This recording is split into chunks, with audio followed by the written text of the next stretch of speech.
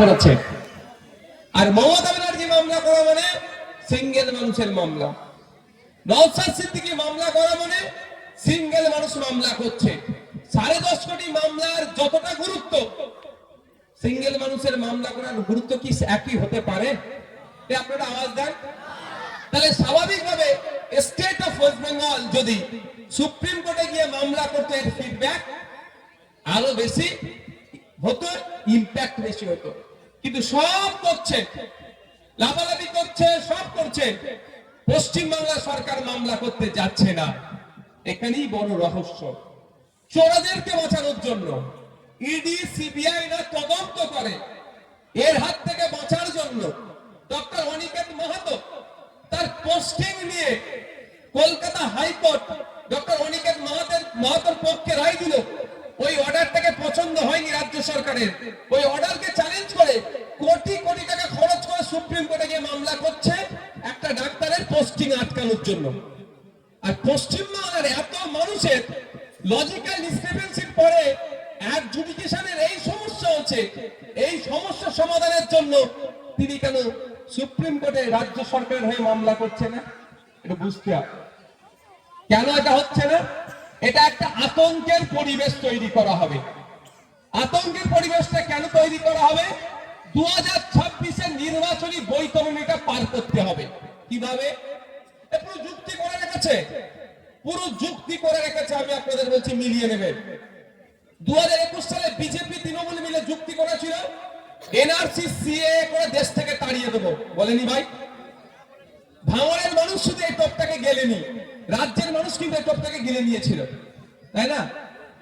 আজকে ভাঙড়ের মানুষ যে সঠিক তার প্রমাণ রাজ্যের মানুষ দিচ্ছে। ভাঙড়ের মানুষকে নিজের সার্টিফিকেট দিতে লাগবে না, ওই নটোরিয়াস ক্রিমিনালকে মমতা ব্যানার্জি সার্টিফিকেট দেবে, আমরা দেবো না, আমাদের দিতে লাগে না। তাই ভাঙড়ের মানুষের সার্টিফিকেট রাজ্যের মানুষ দিচ্ছে। 2021-এর নির্বাচনের সময় কি হয়েছিল?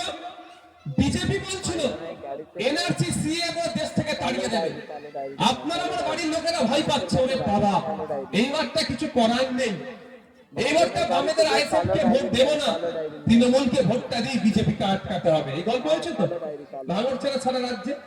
সুজাপুর, মোথাবাড়ি, ডোমকল, রানীনগর, হরিয়ারপাড়া, পাঁচলা, বেগঙ্গা, আমডাঙ্গা, যেখানেই দেখবেন ভোট সব মাইনরিটি মুসলিম ভোট কিন্তু ম্যাক্সিমাম তৃণমূলের দিকে গিয়েছিল।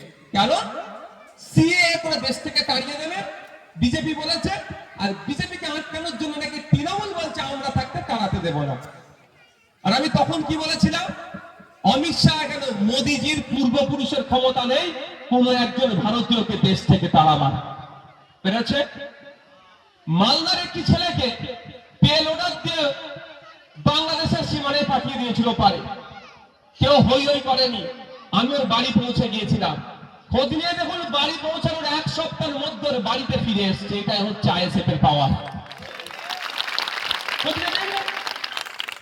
পৌঁছে গেছিলাম ওর বাড়িতে। আপনারা বলুন এই 5 বছরে কজনকে দেশ থেকে তাড়িয়েছে সিএনআরসি করে? কিন্তু ভোটটা তো পার করে নিয়েছে।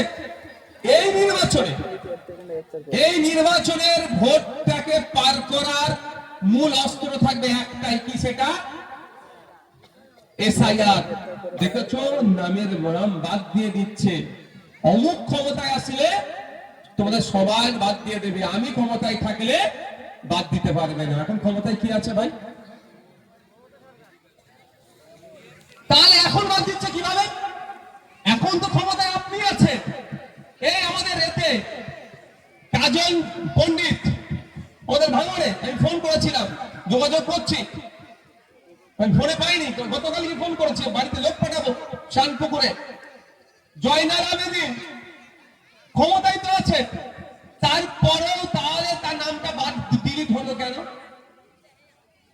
আবার ক্ষমতায় আসলে নাম রেখে দেবো, সেই এনআরসি সিএ করে দেশ থেকে তাড়িয়ে দেবার গল্প হবে, এটা প্ল্যান করে।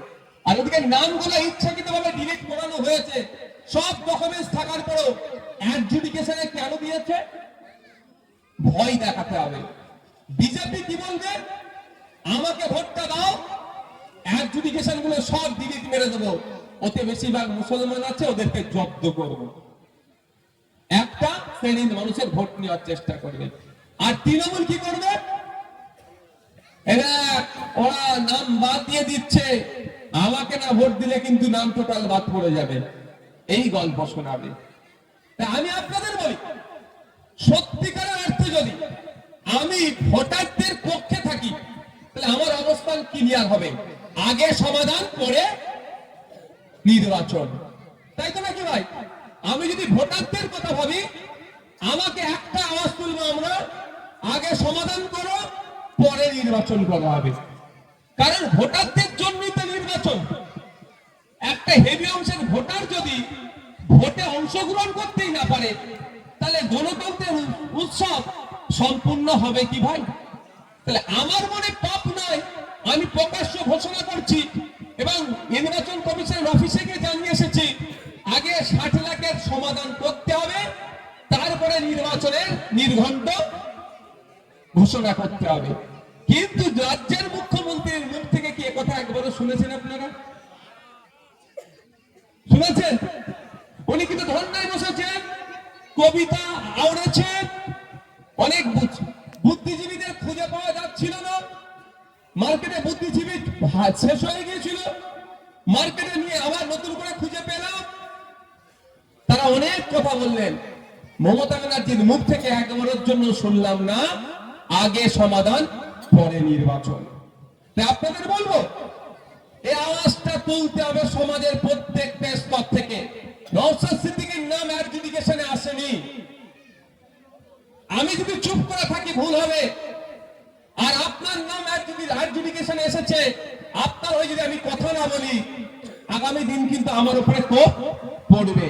আজকে অ্যাডজুডিকেশনের কোপ আপনার উপরে পড়েছে, কালকে অন্য কিছু কোপ আমার উপরে পড়তে পারে।